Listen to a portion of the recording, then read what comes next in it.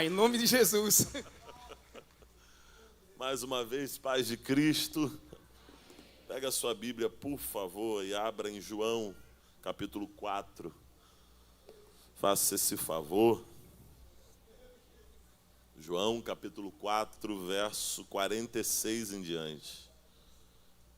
Ache aí, por favor. João 4, 46.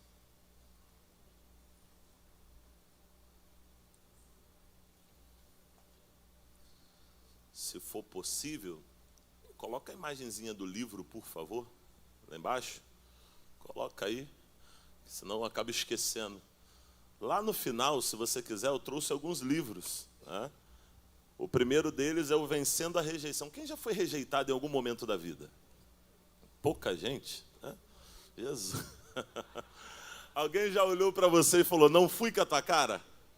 Alguém vai dizer, está acontecendo agora, pastor. Estou olhando para o senhor e... enfim, né?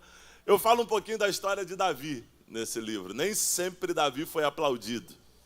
Olhar para o final da história de alguém e achar que sempre foi assim é fácil, né? Mas existiram algumas atitudes que levaram Davi ao trono, ok? Então eu falo um pouquinho, eu estou na 7ª tiragem desse livro, tem abençoado muita gente, e você pode ser também abençoado. Alguém vai dizer, pastor, vencendo a rejeição é autoajuda? Não, eu sou de exatas, não sou de humanas, né? Então é ajuda do alto, não é autoajuda. Isso é Bíblia pura, ok? Nosso pastor Silas Malafaia, quem fez o prefácio desse livro. Se o primeiro eu falo de Davi, o segundo eu falo de Josafá. A gente costuma dizer, não valorize o tamanho do inimigo, valorize o tamanho do seu Deus. Quem já ouviu isso? É ou não é? Davi nunca chamou Golias de gigante, somos nós que chamamos. Isso é uma verdade, né? Mas Josafá faz tudo ao contrário. Quando a luta chega, Josafá diz, em nós não há força, não sabemos o que fazer contra esse grande inimigo. E agora, eu posso dizer que o inimigo é grande ou não? Davi não diz, mas Josafá diz. E não é todo dia que eu estou para Davi. Tem dia que eu estou mais para Josafá, quem confessa? Tem dia que eu acordo dizendo, o inimigo está furioso. Mais alguém? O inimigo se levantou. É o dia de Josafá, ok? E eu escrevi esse livro no ápice de uma crise de ansiedade. Eu não sei se alguém já teve, né? Mas eu escrevi sobre como vencer o medo através da adoração. Uma notícia que abalou o coração de Josafá e abalou todo o reino. Como ele reagiu? Escute uma coisa, Deus nunca pediu para Josafá tirar o exército. Deus só falou que ia lutar por ele. Josafá entendeu, já que Deus vai lutar por mim, para que eu quero exército? Ele abriu mão do plano B. Fala para alguém que está perto, quando Deus fala, você não precisa de plano B. Já que Deus vai lutar, por que eu quero exército? Ele tirou o exército e começou a fazer música. Já que quem profetizou foi um levita, Jaziel, louvai ao Senhor, porque sua misericórdia dura para sempre. No tempo da guerra, no tempo da luta, no tempo do medo, eles estão fazendo música, né? Então, Deus deu vitória para eles dessa forma. Eu escrevi um pouquinho. Tempo de mesa, eu falo de relacionamento com Deus. Tem gente que acha que vai para o céu pelas realizações. Tá? O idioma do céu não é realização, é relacionamento. Ok? Muitos naquele grande dia vão dizer, em teu nome nós profetizamos, curamos, fizemos maravilhas. Relatório. Resposta, apartai-vos de mim porque eu nunca vos conheci. Enquanto o céu está falando de conhecer, a terra está falando de realizar. Eu falo sobre muita coisa interessante. Algumas mesas da Bíblia, explico como é que eram essas mesas. Vai te abençoar. Excelência, Daniel é levado para a Babilônia, mas na Babilônia o que começa em tragédia termina em bênção. Muda rei, Daniel permanece. Muda o império, muda a cultura, mas Daniel permanece. Tem gente que acha que o profeta é só aquele que põe o dedo na cara e fala, né? Você vai ver que o que marca Daniel, eu faço uma comparação de Daniel para Jeremias, por exemplo. O tipo de profeta Jeremias e o tipo de profeta Daniel. A maior marca de Daniel não é o confronto em si, mas é a excelência. Ele é na vida aquilo que não precisa necessariamente falar. Então quem olha para ele sabe o modelo de como agradar a Deus. Então eu vou falar um pouquinho nesse livro sobre excelência. Devocional de sabedoria, na última vez que eu vim só tinha 3. Antes de eu acabar de pregar, levaram tudo, né? Enfim, hoje eu trouxe um pouquinho mais sobre provérbios. Todos os dias você vai acordar, vai ter lá uma porção de provérbios e um QR Code que eu vou estar orando por você. Vai aparecer um vídeo meu no YouTube, eu vou orar por você todos os dias. São 60 dias de sabedoria. E por último, Next Level, eu dei um treinamento lá sobre 10 conselhos para quem quer chegar no próximo nível, tá? Não está aqui, porque foi lançado agora, tem 15 dias. Eu fiz um Bob Goods para criança, tá? Você que é pai, mamãe, é conferência de família, né? Tira um pouquinho o celular da mão da criança e dá um Bob Goods em 30 histórias. A criança vai pintar e você vai contar a história da Bíblia inteira para o seu filho.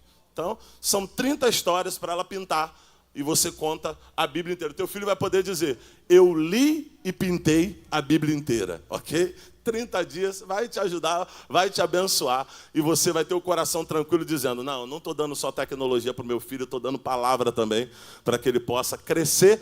Todos os menores aqui, 30 cada e só o devocional de sabedoria, 50, tem maquininha, passa lá.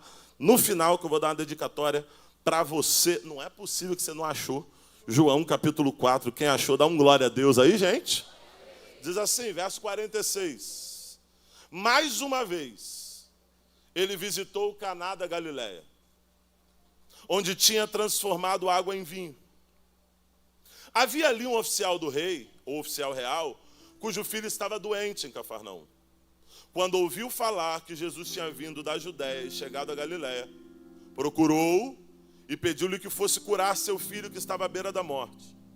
Jesus lhe disse, se vocês não virem sinais e maravilhas, nunca crerão. O oficial real disse, Senhor, vem antes que meu filho morra. Jesus respondeu, pode ir, seu filho continuará vivo. E o homem confiou na palavra de Jesus. Eu gosto dessa parte aqui, vou repetir. E o homem confiou na palavra de Jesus e partiu. Estando ele ainda a caminho, seus servos vieram ao seu encontro com notícias de que o menino estava vivo. Quando perguntou a que horas o filho tinha melhorado, eles lhe disseram, a febre o deixou ontem à 13h, em outras versões, 7 horas. Então o pai constatou que aquela fora exatamente a hora que Jesus lhe dissera, seu filho vive. Assim ele e todos da sua casa creram. Este foi o segundo sinal milagroso que Jesus realizou, depois que veio da Judéia para a Galileia. E quem crê, diga amém. Esse texto, gente, é um texto extraordinário também. Eu não sei se você sabe, né? Acredito que a maioria saiba. O Evangelho de João narra 7 milagres. Quantos milagres? Significa que Jesus fez apenas 7 milagres? Sim ou não? É o próprio João que vai dizer, se eu fosse narrar tudo o que Jesus fez, nem todos os livros do mundo caberiam. Então o que acontece aqui, na verdade, é, inspirado pelo Espírito Santo, João vai narrar, ou vai escrever, 7 milagres que Jesus realizou. Para cada milagre, vai demonstrar a autoridade de Jesus sobre uma área específica. O que me marca é que, olhando esse segundo milagre que Jesus realiza, eu preciso dar um passo atrás e lembrar de qual foi o primeiro milagre. Porque tanto o primeiro quanto o segundo têm algo em comum. O quê? A geografia. A geografia é a mesma, Caná da Galileia. E esse local é incrível, por quê? Porque na primeira visita de Jesus a Caná da Galileia, ele vai porque está sendo convidado. Convidado para quê? Convidado para um casamento. É conferência de família? Um casamento. Eu fiquei pensando sobre isso. Jesus escolhe um casamento para fazer o primeiro milagre. Eu, se estivesse no lugar, eu já começaria ressuscitando um morto. Sim ou não? É o último milagre do Evangelho de João, a ressurreição de Lázaro. Mas se ele já começa ressuscitando um morto, ele já mostra de uma vez por todas que ele tem autoridade sobre a vida e sobre a morte. Todo mundo ia crer. Alguém ia dizer, não, eu começaria repreendendo o demônio do gadareno, porque já mostraria de uma vez por todas que ele tem autoridade sobre espíritos malignos. Mas o nosso Jesus, ele tem um senso de humor apuradíssimo. Por quê? Porque ele vai escolher exatamente uma família e uma festa de casamento para fazer o seu primeiro milagre. Agora, imagina, eu não sei se você já fez uma lista de convidados. Quem já fez uma lista de convidados aqui? Levanta a mão assim. Ó. Dá trabalho ou não dá? Há 16 anos atrás eu casei. E aí quando eu casei, eu era ministro de louvor na igreja e minha esposa também. Quando eu casei, eu não tinha dinheiro para casar, o povo se reuniu. Alguém falou, eu dou o bolo. O outro, não, eu dou a decoração. O outro, eu empresto o salão. Alguém já viu algo parecido? Foi assim que eu casei. Ok? Eu tinha 21 anos. Foi assim que eu casei, eu e Dani. E aí eu lembro que chegaram para mim no final e falaram assim, olha, você pode convidar 300 pessoas. É gente, não é? Muita gente, sim ou não? Tem alguém aqui, gente? Vocês estão aqui? Vieram? Também? Então tá bom. 300 pessoas. Eu falei, tô bem, 300 pessoas é gente demais. Com meia hora eu descobri que a Dani já tinha gasto a metade dela, 150, e já estava me pedindo 20 dos meus. E aí, quando acabou ali a lista, eu falei, agora? Aí tem critério. Esse aqui eu conheço há 10 anos, entra. Esse eu conheço há 10 dias, sai. Esse aqui eu tenho afinidade, entra. Esse aqui eu não tenho afinidade, sai. Você começa por um critério de afinidade de quem vai entrar e quem vai sair. Por que eu estou te falando isso aqui? 16 anos passaram. Até hoje eu encontro gente que diz, tu não me convidou para o casamento. Guardou no coração a mágoa. Só que eu estou de mudança, eu saí de Macaé, estou de mudança, fui para o Rio. E aí a Dani estava dando uma olhada lá no álbum nosso. E eu reparei algumas coisas. Primeiro, eu estava magrinho na época, tinha cabelo, acredite, né? E aí eu dei uma olhada e falei, Jesus, eu convidei esse. Meu Deus, eu convidei esse. Um monte de gente que eu convidei que não deveria ter convidado. O tempo passou e provou que não deveria estar ali. Por que eu estou te falando isso? Porque uma lista de convidados é reveladora. Agora imagina, esse casal nós não sabemos o poder aquisitivo, nós não sabemos a idade, nem onde moravam, só onde foi a festa. Nós não sabemos nenhuma informação deles, mas uma coisa nós sabemos, eles estão no tempo da festa, mas não abrem mão de ter Jesus na sua festa. Alguém no tempo da crise lembra de Jesus. Alguém no tempo da dor lembra de Jesus. Alguém quando tudo vai mal lembra de Jesus. Alguém disse que hospitais ouviram orações mais fervorosas que igrejas. Porque tem gente que quando tudo vai mal e o médico diz, não tem jeito, ele vai dizer, Senhor! Mas quando está na igreja, você diz, dá um glória a Deus, ele diz, glória. Por que eu estou te falando isso, gente? Porque está tudo dando certo, a porta está aberta, o milagre está acontecendo, a bênção chegou. Só que eles estão dizendo, eu quero a presença de Jesus. Eles não estão adorando a Jesus por aquilo que Ele pode dar. Eles estão adorando a Jesus pelo relacionamento que eles têm com Ele. Eu tenho afinidade, eu quero estar com Ele, eu quero estar do lado dele. Eu quero Jesus na minha mesa. Eu vim dar uma notícia para alguma família da Devec Caruaru. A porta vai abrir, o milagre vai acontecer, a bênção vai chegar, a prosperidade está vindo, mas quando tudo isso acontecer, não esqueça de quem te abençoou, não esqueça de quem abriu a porta, não esqueça do Deus que fez milagre. Jesus vai estar sentado na mesa. Quem pode dar glória e adorar? Oh, glória! Diga para os 3 aí, fala, não desonre a fonte que te abençoou. Porque o Deus que fez uma vez tem poder de fazer de novo. Oh, Jesus amado. O Deus que fez uma vez tem poder de fazer de novo. Não desonre a fonte.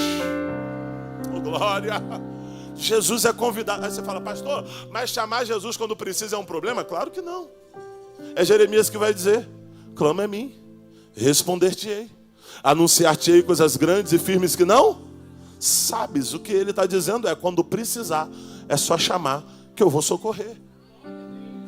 Só que eles estão num nível além. Esse casal está dizendo, não tem crise, não tem problema, não tem luta, está tudo indo bem, é o tempo da festa, é o tempo do sorriso, mas queremos Jesus.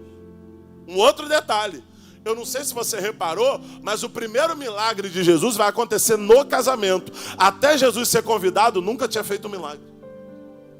Vou repetir.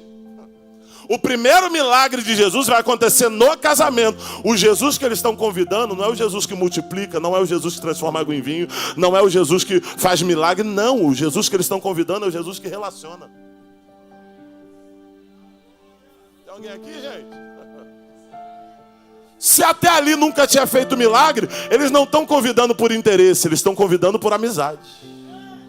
Oh, Jesus Cristo. Eles não estão convidando. Muitos de nós já aplicou, dizendo, se Jesus estiver na festa, quando a crise chegar, ele resolve. É uma verdade. Mas eles não convidaram Jesus para ser o step, caso o pneu furasse. Eles não convidaram Jesus para que, se vier o problema, ele vai resolver. Não. Eles estão convidando Jesus porque eles amam estar com Jesus. Eles estão convidando Jesus porque é bom estar na presença. Alguém pode dizer que é bom estar na presença de Jesus? Ainda que a porta não abra, eu estou com ele. Ainda que o milagre não aconteça, floresça, eu estou com ele. Eu lembro de Abacuque. Ainda que a figueira não floresça, o produto da oliveira minta, as ovelhas sejam arrebatadas do curral. Abacuque está dizendo, está tudo indo mal, todavia. Eu vim pregar o todavia. Alguém está comigo no todavia? Todavia, eu me alegrarei no Senhor. Quando olho para fora, vejo guerra. Quando olho para dentro, vejo fé. Quando olho para fora, vejo luta. Quando olho para dentro, enxergo fé e esperança, que Ele é o Deus. Ele é o Deus. Alguém pode levantar a mão e adorar pela sua família? Ele é o Deus da minha salvação. Abacuque está dizendo, eu não adoro pelo que acontece fora, eu adoro pelo que eu sei dentro. Eu vou repetir, eu não adoro pelo que acontece fora, eu adoro pelo que eu já sei dentro, pelo que eu já conheço dentro. Eles estão dizendo, Jesus vai ser convidado. Eu quero Jesus lá. Imagine, na lista de convidados da festa, do culto de ação de graça, Jesus é o número 1. Jesus vai ter espaço VIP na tua festa? Vou repetir, vou falar de novo. Alguma família precisa ouvir isso aqui. A noite está passando, o sol vai voltar a brilhar. As lágrimas estão passando, o sorriso vai voltar para o rosto. Mas a pergunta é, quando o milagre acontecer, Jesus vai ter espaço? Oh, Jesus amado, oh, glória. Jesus está lá. Quem eram os convidados mesmo nessa festa? Jesus está lá. Mas quem? A mãe de Jesus vai também na festa. E representa que o relacionamento era tão íntimo, porque quando você ama, você não convida só a pessoa, tu diz, traz a família inteira. É assim ou não é? Pode trazer mamãe, pode vir. Vamos estar todo mundo junto aqui, cabe todo mundo, cabe mais um, vai ter comida para mais um, tá tudo certo. Jesus está na festa. A mãe de Jesus está na festa. Quem mais está na festa, gente? Os amigos de Jesus. Tem algum amigo de Jesus hoje aqui? Faz assim para eu ver. Quem eram os amigos de Jesus? Os discípulos. Quem confessa que os amigos de Jesus de vez em quando são meio problemáticos? Aqui não. Vou perguntar de novo. Tem gente que está dizendo, não sou nem mais amigo. Então é inimigo? Está repreendido. Vou de novo. Quem confessa que os amigos de Jesus de vez em quando, não é de vez em sempre não, de vez em quando são meio problemáticos? Sim ou não? Pensa comigo, pastor Joab. Jesus está na lista, amém? Jesus está na lista, amém? A mãe de Jesus está na lista, amém? Judas está na lista. Imagina o casal dizendo, tu chama, eu não. Tu vai convidar, eu não. Imagina. Como é que convida Judas para a festa? Jesus amado. Tomé está na lista. Tomé é daquele que tu diz assim, eu fui curado. Tomé diz, duvido, quero ver o próximo exame. Não creio. O Mateus, que tem uma má fama terrível, não vou nem entrar nesse ponto. O Pedro, temperamental, ele vai arrumar um escândalo na tua festa. Tu vai chamar ele? Isso me marca porque os amigos de Jesus não são perfeitos. Não queira amigos perfeitos, porque você não é perfeito. Por que os amigos de Jesus têm que estar na festa? Por que eu tenho que andar com os amigos de Jesus? Porque apesar deles não serem perfeitos, eles andam com quem é perfeito e na direção perfeita. Oh, Jesus Cristo. Cadê os amigos de Jesus aqui nessa manhã? Os amigos de Jesus são pessoas que ainda estão em processo. Os amigos de Jesus são pessoas que ainda precisam ser moldadas, trabalhadas. Famílias que ainda estão sendo moldadas, trabalhadas. Mas tem um diferencial das famílias do mundo. Qual? Qual é o diferencial? Eu ando com Jesus. Glória, eu sou vaso na mão do oleiro. Ele está trabalhando em mim. Eu tenho meus defeitos, tenho sim. Mas a vereda do justo é como a luz da aurora, que vai brilhando mais e mais até ser dia perfeito. É Deus dizendo, tem defeito, mas está melhorando. Tem problema, mas está melhorando. Está difícil, mas está melhorando. Não é o marido perfeito, mas Deus está trabalhando. Não é a mulher perfeita, mas Deus está trabalhando. Ainda não é o filho ideal, mas Deus está trabalhando. Por que está trabalhando? Porque eu ando com Jesus. Quem na Devec Caruaru anda com Jesus? Oh glória! Quem nessa conferência anda com Jesus? Não é sobre quem você é sobre quem você se torna andando com Ele. Oh glória! Eu preciso andar com os amigos de Jesus, porque não são perfeitos, mas estão andando com Jesus. Está todo mundo lá, pastor Joab, na festa. E Maria é do tipo de convidado que fica atenta na festa. Imagina. Maria fica atenta. Ela vai dar uma volta, ela passa perto da cozinha, ela vê o mestre de sala com a mão na cabeça. Imagina. Ela vai tentar saber o que houve. Acabou o vinho. Ela descobre e quando ela volta, ela senta na mesa vizinha e fala: amiga, tu não sabe o que eu descobri. É isso? Gente, vive a história comigo, vem. Quando ela descobre, ela vai na casa vizinha, bate na porta: tu não sabe o que eu descobri, acabou o vinho. É isso? Aí eu falo: acabou o vinho. Alguém diz assim, normal. Hoje seria: acabou a comida da festa. Acabou a coxinha. Imagina. E agora, como é que vai ser? Ela vai contar para todo mundo? Para quem que ela vai?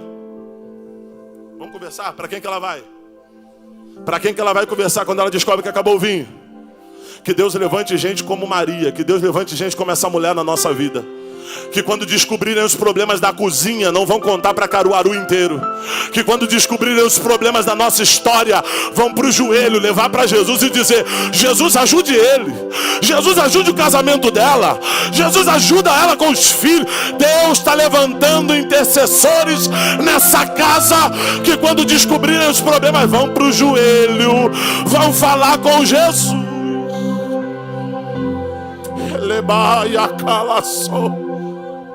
Muitas vezes a gente está falando para todo mundo, menos para quem resolveria. Oh, Jesus Cristo. Quando Maria descobre, pastor Job, o que ela faz? Ela vai em Jesus, ela fala: acabou o vinho. Jesus olha para ela e fala o quê? Mulher, ainda não é chegada a minha hora. Cadê as mães aqui? Poucas mães? Mamães? Você dá uma ordem para o teu filho, ele olha para você e fala: mulher. O que você faz? Confessa. Você lembra da Havaiana, sim ou não?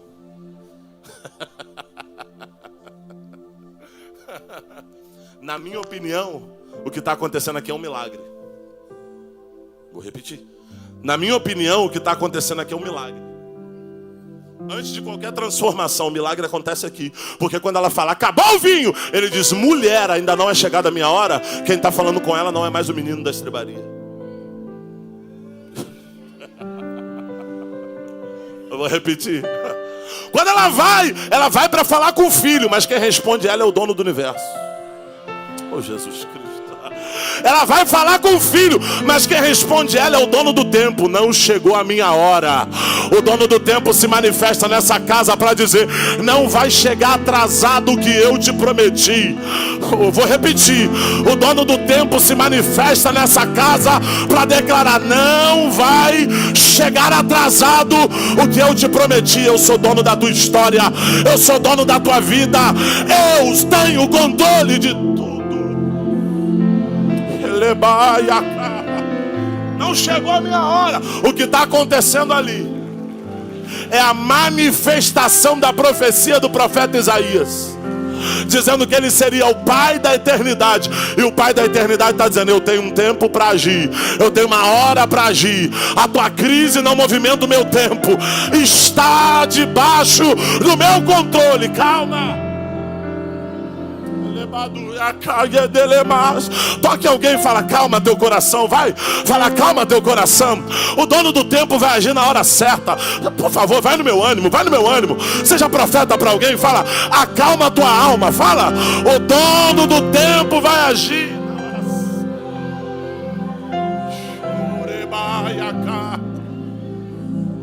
Não chegou a minha hora. Mas Maria é o tipo de crente maduro. Tem crente maduro aqui?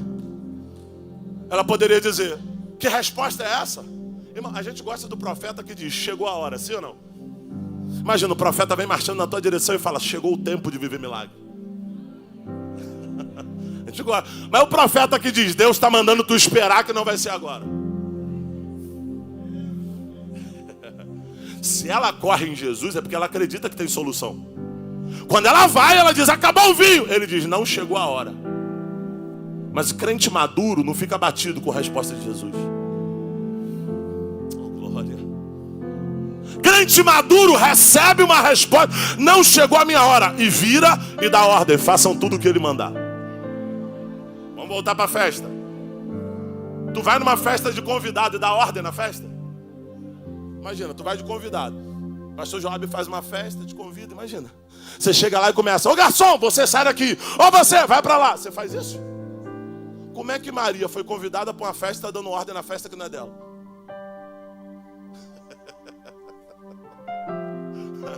Deus falou comigo uma coisa incrível. Quem está debaixo de autoridade tem peso para dar ordem. Ela só tem peso para dar ordem porque acatou a ordem de Jesus. Não é chegada a minha hora, não questiona, respeite. Por respeitar, tem peso para dar ordem. Façam tudo que Ele mandar. Sabe o que Deus está dizendo para alguém? Pastor, minha palavra não tem peso. Eu falo, ninguém me obedece. Experimenta se submeter à ordem que tua palavra ganha peso. Não tem alguém que está perto aí que essa parte ninguém deu glória. Fala assim, ó, experimenta estar debaixo de ordem. Acho que eu vou pular esse tópico. Fala, experimenta estar debaixo de ordem. Aponta para ele e fala que tua palavra ganha peso. Façam tudo o que Ele mandar. Os caras estão lá. Ok. Gente, o que Jesus tinha dito para ela? Vou começar a pregar de novo, hein? O que Jesus tinha dito para ela? Quando ela vira e diz, façam tudo o que Ele mandar. Jesus tinha acabado de dizer, não vou agir agora. Quando ela diz, façam tudo o que Ele mandar, Jesus diz, enche uma estalha de água. Ele não disse que não ia fazer agora? Aprenda que algumas portas fechadas é só Deus testando a tua fé. Alguns problemas é só Deus testando a tua obediência. O que moveu a mão de Deus, o que moveu o favor de Deus, foi a submissão e a obediência dessa mulher. Jesus está dizendo, não chegou a minha hora. Ela está dizendo, está tudo bem, eu continuo debaixo de ordem, ainda que tu não faça. Façam tudo que Ele mandar. E Jesus diz, essa mulher madura, essa mulher entende, ela sabe que o meu favor é limitado. Já que obedeceu, encham as talhas de água até a boca. Só que tem um detalhe. O próprio texto vai dizer que as talhas eram o lugar que os judeus lavavam as mãos. Lavatório. O problema dessa festa era falta de vinho ou mão suja? Pô, me ajuda aí, vai. Psicotécnico de autoescola, vamos lá. O problema dessa festa era que o povo estava com a mão suja porque o vinho estava faltando. Aí tu vai resolver um problema de falta de vinho enchendo o lugar que lava a mão? Mas o incrível está dentro dessa ordem. Encham até a boca. Porque de vez em quando a gente não entende a ordem, a gente faz meia boca. Estou fazendo porque Ele mandou. Estou fazendo porque o pastor mandou. Não queria não, tá? Eu também não entendi nada não. Não entendi não, ok? Mas Ele mandou, estou fazendo. Vamos fazer porque Ele mandou. Jesus está dizendo, tu não entende a ordem, mas faz até a boca. Tu não entende a ordem, mas dê o teu 100%. Tu não entende a ordem, mas faça o teu... Alguém está me ouvindo, Adevec Caruaru? Ainda que tu não entenda, eu entendo. Assim como eu testei a obediência de Maria, eu estou testando a tua. Encham até a boca. Os caras não questionam, vão lá. E enchem até a boca. E trazem. Outra ordem, perceba. Todo milagre é gerado por ordem e obediência. Percebeu quantas ordens já foram dadas nesse milagre? Até aqui? Uma desobediência quebraria todo o ciclo. Ordem dada, obediência. Ordem dada, obediência. Está tudo linkado. E o milagre vai sendo gerado. A desobediência, se houvesse no caminho, quebraria todo o ciclo. Enche até a boca, encheram. Pega agora e dá para o mestre Sala provar. O mesmo mestre Sala que estava em crise. Dá para ele provar. Quando ele prova, ele diz, igual o pastorzão, uau. Quando ele prova, ele diz, vocês guardaram o melhor vinho para agora? Todo mundo serve primeiro o melhor vinho, e quando já beberam bem, o de qualidade inferior, mas vocês guardaram o melhor para o fim. Jesus Cristo. 2 tipos de vinho, quantos tipos? Vamos lá, vamos conversar, eu vou acabar já. 2 tipos de vinho, quantos tipos? 2. O primeiro vinho, um dia foi semente. Um dia foi vide. Um dia foi uva. Um dia foi colhido. Um dia foi pisado por homens. Um dia virou suco. Um dia foi para dentro de um recipiente. Um dia foi para uma loja. Um dia veio um casalzinho e falou, quero comprar para o meu casamento. O segundo vinho nunca foi semente. Nunca foi vide. Nunca foi uva. nunca foi pisado. Pastor, o que é isso? O primeiro vinho é produção humana, acaba. O segundo vinho é produção do céu. Deus manda dizer que o recurso humano pode acabar, mas aquilo que vem do céu é perene, não acaba, permanece. Eu não sei qual é a família que recebe essa profecia, mas eu vim declarar: a ajuda humana pode acabar, mas o vinho novo vem do céu. O recurso humano pode acabar, mas o vinho novo vem do céu. Sabe essa palavra? Está vindo vinho novo para a tua saúde, está vindo vinho novo para a tua família, está vindo vinho novo para o teu casamento. E quem produz vinho novo não é a terra, quem produz vinho novo é o céu. Adora o Deus que produz o vinho novo. Adora o Deus, glória, glória.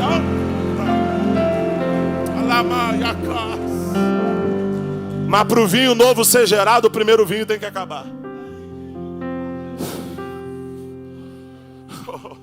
Alguém entrou por essas portas dizendo: eu estou numa crise terrível. Deus está dizendo: tu ainda não percebeu que o vinho novo acaba? O primeiro vinho acaba para o vinho novo entrar em cena. Para de reclamar.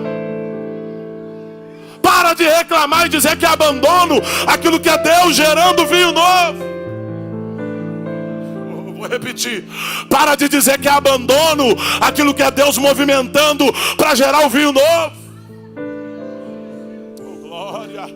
Aquela agenda daquele casamento, na agenda da terra, vergonha. Na agenda do céu, honra. Deus está tirando a vergonha e está entregando dupla honra. A agenda da terra acaba, a agenda do céu começa. A agenda da terra, o casamento acaba porque não tem vinho. A agenda do céu, Jesus começa a fazer milagre. Enquanto a terra está falando de fim, o céu está falando de começo. Me ajuda, toque alguém e fala: não acabou. Vai no meu ânimo, vai debaixo dessa unção, vai nessa profecia, vai. Toque alguém e fala: não acabou. Fala, Deus manda te dizer que é só o começo.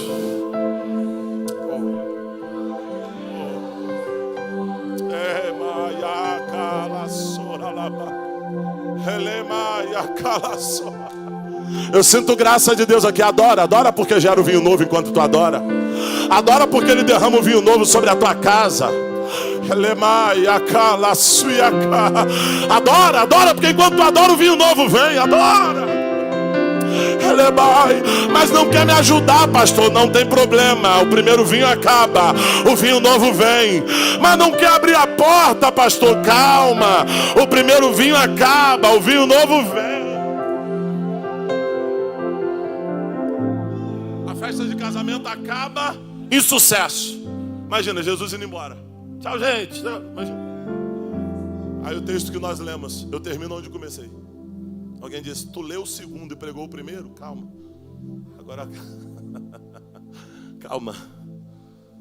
O texto que nós lemos diz: e mais uma vez, Jesus decidiu passar em Caná da Galileia. Imagina Jesus lá, não sei quanto tempo, 10 dias, uma semana, um mês, não sei quanto tempo. Mas Jesus vai dizer: estou com saudade do lugar do milagre. Estou com saudade. Eu já fiz uma vez, estou com vontade de fazer de novo.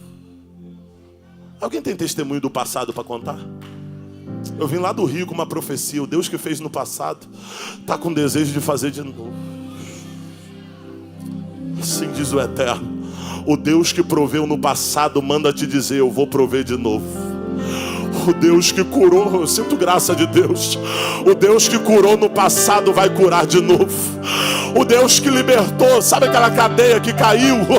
Aquele grilhão que caiu, você disse: mas eu pequei, eu errei. Deus está dizendo: eu libertei uma vez, eu faço de novo. Eu fiz na tua vida uma vez, eu falo, glória, ó glória. Lembra do melhor milagre, do maior milagre que você já viveu? Deus manda te dizer: eu estou com vontade de pisar em Caná da Galileia. Eu vou melhorar.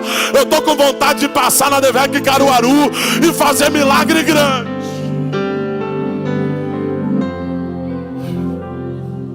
A primeira ida em Caná ele vai porque foi convidado. A segunda ida ele vai porque decidiu ir. Isso revela o caráter de Deus.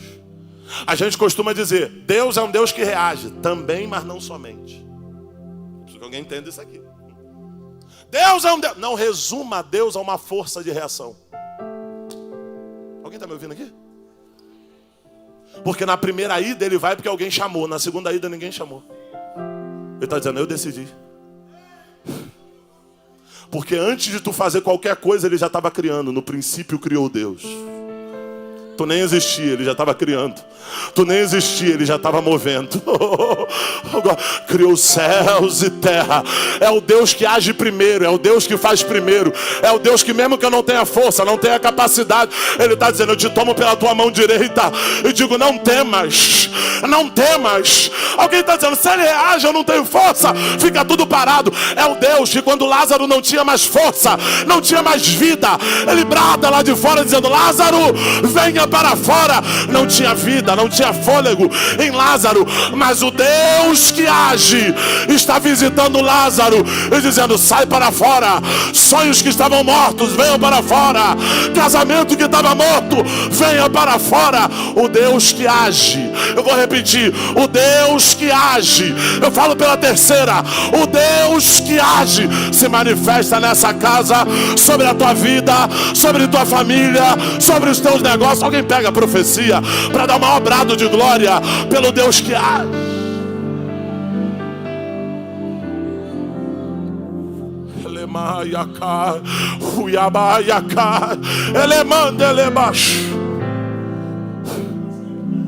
O Deus que age, ele decidiu ir. Só que tem um detalhe aqui. O milagre aconteceu, o primeiro milagre aconteceu na festa de casamento em Caná. Mas não ficou preso ali, a notícia chegou no palácio. O que Deus vai fazer aqui não vai ficar preso a essas quatro paredes. Eu vou repetir, bem baixinho para tu pegar. O que Deus vai fazer nessa manhã aqui não vai ficar preso a quatro paredes. Deus vai fazer aqui, mas a notícia vai chegar lá. A palavra é liberada aqui, mas o efeito surte lá. Aconteceu em Caná, mas a notícia está chegando no palácio. Um oficial real. Duas notícias. Quantas notícias? A primeira, o filho está enfermo. A segunda, Jesus está fazendo milagre. Sabe o que eu aprendo nessa história? Toda vez que a notícia ruim bater na porta, Jesus vai providenciar uma boa notícia. Vou repetir. Não significa que não vão haver más notícias. A má notícia chega, mas Deus está dizendo para te consolar. Quando a má notícia bater na porta, a boa notícia chega junto. Eu vou repetir. Alguém está dando a notícia dizendo, teu filho está enfermo. Mas tem alguém também dando a notícia dizendo, Jesus fez milagre em Caná da Galileia. Quando esse homem olha para dentro de si, da sua família, ele diz, aqui tem enfermidade. Mas quando ele olha para a palavra de Deus e para o que Jesus está fazendo, ele diz, lá tem cura, lá tem milagre, lá tem salvação. A questão é, você vai se mover pelas más notícias ou pelas boas notícias? Você tem guiado a tua vida pelas péssimas notícias ou pela boa notícia do Evangelho? Esse homem poderia ficar em casa chorando, se lamentando porque o filho está mal. Mas ele diz, eu vou me mover pela boa notícia. Eu vou caminhar na direção da boa notícia. Alguém poderia estar em casa chorando e lamentando, mas veio buscar uma boa notícia. Veio na casa do Senhor ouvir uma boa notícia. Porque em detrimento do que acontece comigo, Jesus continua gerando boas notícias. Ele vai até Jesus, ele chega em Jesus, né? Pastor Joab, é incrível porque ele poderia mandar recado, sim ou não? Lembra de Marta e Maria? Lázaro está enfermo, manda um recado. Ele não manda recado. É interessante porque Marta e Maria têm intimidade, mas mandam um recado. Esse homem nem conhece, mas vai pessoalmente. Tem gente que às vezes que com a intimidade ele começa, ora por mim lá você, 20 anos de crente, vai lá, ora por mim, começa a mandar recado. Mas tem um crente que começou na fé ontem, mas está dizendo, não vou mandar recado não. Eu não sei orar, não sei falar direito, não sei pregar, mas eu vou pessoalmente. Para quem mandou recado, o que era enfermidade virou morte, e depois de 4 dias Jesus chega. Para quem foi pessoalmente, na hora, vai que está vivo. Quem veio pessoalmente, levanta a mão aí, vai. Assim diz o Eterno, já que veio, só porque veio pessoalmente, você vai sair daqui levando um milagre para a tua casa, para a tua família. Oh Jesus, isso aqui é ambiente de profecia. Deus não me deu essa palavra à toa. Eu debaixo dessa palavra, eu libero uma profecia para o teu casamento, para a tua família, para os teus filhos. Você poderia ter mandado recado, você poderia ter dito, vai lá e ora no meu lugar, mas já que veio, Deus está dizendo, para quem veio tem palavra, para quem veio tem decreto, para quem veio eu mudo a história, para quem veio eu mudo a vida, para quem veio a família abençoar. Cadê aquele que veio para adorar ao Senhor que libera a palavra? O Elemaia Calaço. Ele chega, só que quando ele chega, ao invés de Jesus dizer, que bom que você veio, Jesus diz, se vocês não virem sinais e maravilhas, vocês nunca crerão. Sabe o que ele está dizendo em outras palavras? Enquanto estava tudo bem, tu estava no palácio, irmão. Agora que apertou, tu está aqui? A palavra de Jesus é a palavra de confronto. Mas o homem vai lá embaixo. Humilhai-vos, pois, debaixo da potente mão do Senhor, para que a seu tempo ele vos exalte. Eu imagino que, põe na minha conta, eu imagino que Pedro, vendo isso, quando lá na frente, na carta de Pedro, quando ele escreve, ele está lembrando dessa história, do cara que foi lá embaixo. Por quê? Ele, serve a Roma. Roma, senhorio. Hebreus, vassalos. Roma, senhorio. Hebreus, vassalos. É um cidadão romano que serve a Roma, oficial real, visitando um hebreu. Ele poderia chegar cheio de autoridade. Mas quando Jesus diz, o que você veio fazer aqui? Ele diz, Senhor. Essa palavra para você, dentro do nosso contexto, a gente fala Senhor até para alguém de idade. Eles não. O senhorio ali está falando de ser dono. O senhorio ali está falando de ser superior. Sabe o que ele está dizendo em outras palavras? A cultura diz que eu sou superior a ti, mas a minha fé diz que tu é meu dono. Oh Jesus Cristo. A cultura diz que eu tenho mais poder, mas a minha fé aqui dentro me diz que uma palavra liberada pela tua boca muda a história da minha casa. Senhor, só vai na minha casa. Jesus entende essa afirmação e diz, pode ir porque está vivo. Meu Deus. Pastor, como é que acaba essa história? Jesus não tenta convencer o homem que deu certo. Imagina, os profetas de hoje é para provar que sou... Deus está dizendo, não precisa provar. Quem tem autoridade não precisa provar. Jesus amado. Vai que está vivo. Na minha opinião, vai que está vivo e volta a falar com o povo. E o cara fica lá. Qual é a virada do jogo? Eu repeti 3 vezes enquanto eu lia. E o homem creu na palavra de Jesus. A virada foi aqui, Jesus não ficou ali, a notícia vai chegar. Não, Jesus só disse, está vivo, pode ir embora. E o homem creu na palavra de Jesus. Alguém está nesse culto e está dizendo, que culto uma bênção, acho que é só liturgia. Mas alguém está ouvindo essa palavra e está dizendo, isso é um decreto que muda a minha história. E o homem creu na palavra de Jesus. E a mulher creu na palavra de Jesus. E a Devec Caruaru creu na palavra de Jesus. E os obreiros creram. E os pastores creram. E as mulheres e homens, crianças, jovens, adolescentes creram na palavra de Jesus. Qual é a prova? Qual é a prova que creram? Creu e partiu. Porque quem crê não fica parado. Quem crê se move. Ele está provando que creu. Deixa eu ir embora. E ele está indo embora. Quando ele está indo embora, no meio do caminho, o que acontece? Lembra do servo que ele poderia ter mandado para recado? Ele foi pessoalmente. O servo encontra ele no meio do caminho. E quando o servo encontra ele, diz, teu filho vive! Você daria esse glória? Sim ou não? Eu também. Mas naquele momento a história muda de novo. Porque o homem diz, tá bom. Mas qual foi o horário? Naquele momento não é mais sobre a cura do filho. Naquele momento não é mais sobre salvar o filho. O que ele está dizendo com essa pergunta é, eu sei que ele tem poder de salvar meu filho. Eu quero saber se ele tem poder de me salvar. Porque agora é sobre a fé dele, não é sobre mais a cura do filho. Jesus Cristo. Ele pergunta a hora para saber se o que curou o filho foi um remédio que a mãe deu ou se foi a palavra liberada. Ele quer provas. Resposta, 1h. Aí você fala, pastor, por que outras versões falam 7? É só a contagem ocidental e a contagem hebraica. Já viu da hora nona, que é 3h? Sempre a contagem hebraica tem 6 horas a mais. Então não é contradição bíblica. É porque uma versão está escrito 7 horas, porque é a contagem hebraica. A outra versão, que foi a que eu li, é a contagem ocidental, 1h. É o mesmo horário. Uma explicação rápida para você. O servo é bom, o servo diz 1h. Naquele momento ele percebeu que a palavra de Jesus instantaneamente. Alguém ainda crê? Oh, glória. Naquele momento ele creu. Oh, glória. Levanta a tua mão e começa a adorar, porque eu tenho uma profecia para liberar e entregar o microfone. Adora ao Deus que está liberando palavra. Vai. Começa a clamar pelo teu casamento. Começa a clamar pelos teus filhos. Começa a clamar pela tua família, a família que Deus te deu. Clama aí. Vamos a Devec Caruaru. Clama, porque enquanto você clama, tem palavra sendo liberada no teu endereço.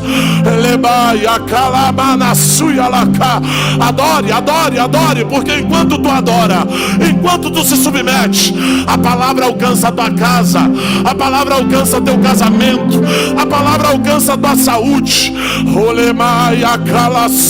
Abra a boca e adore. Ele quer ouvir tua voz. Ele quer. Quem veio pessoalmente? Quem não mandou recado? Quem pode adorar a Deus? Eu estava pregando essa mensagem em Macaé. Eu falei, o Deus que faz 1h em Caná pode fazer 11h25 da manhã em Macaé. Semanas se passaram. Eu preguei sobre os 7 milagres do Evangelho de João. Eu já estava no 7º, esse foi o 2º.